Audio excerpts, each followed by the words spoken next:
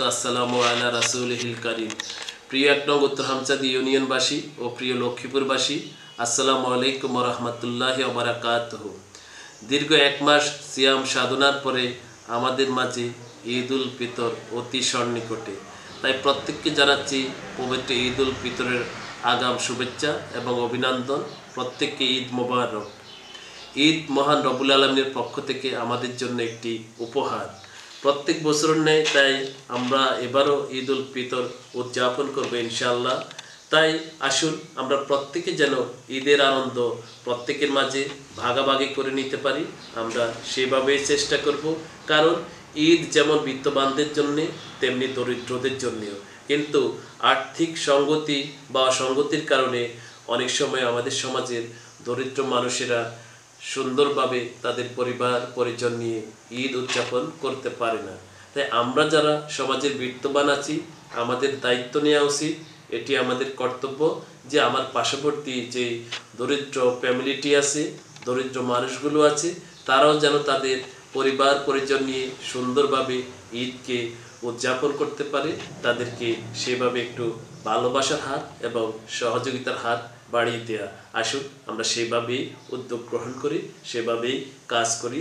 তাহলেই কিন্তু ঈদের প্রকৃত তাৎপর্য এবং যে সাম্য মৈত্রীর যে বন্ধন সেটি প্রকৃতপক্ষে প্রতিফলন ঘটবে।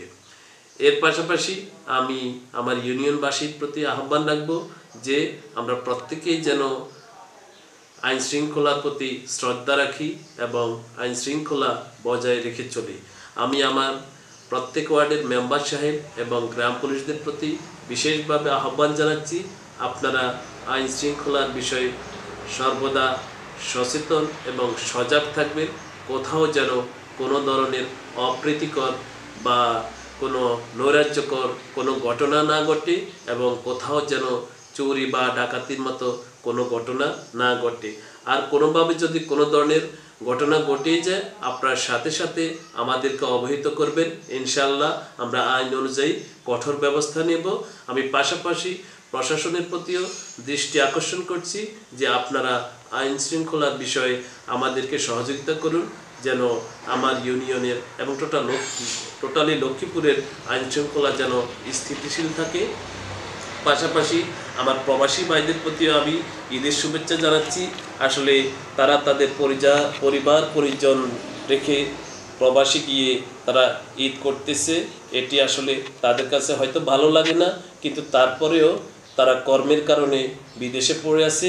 তো আমি মন থেকে তাদের জন্য দোয়া করি, মহান রব্বুল আলামিন যেন তাদেরকে ভালো রাখে এবং তাদের ঈদও যেন সুন্দরভাবে কাটে এই প্রত্যাশা করছি এবং তাদের প্রতিও আমার ঈদ মোবারক রইল। সর্বোপরি প্রত্যেকে ভালো থাকবেন, প্রত্যেকে আমার জন্য দোয়া করবেন, আমিও আপনাদের জন্য দোয়া করি। মহান রব্বুল আলামিন যেন আমাদের সকলেরই সহায় হন, সেই আশাবাদ ব্যক্ত রেখে প্রত্যেককে আবারও পবিত্র ঈদ উল ফিতরের আগাম শুভেচ্ছা জানিয়ে ঈদ মোবারক জানিয়ে আমার কথাগুলো এখানে শেষ করলাম। আল্লাহ হাফিজ, আসসালামু আলাইকুম, ঈদ মোবারক।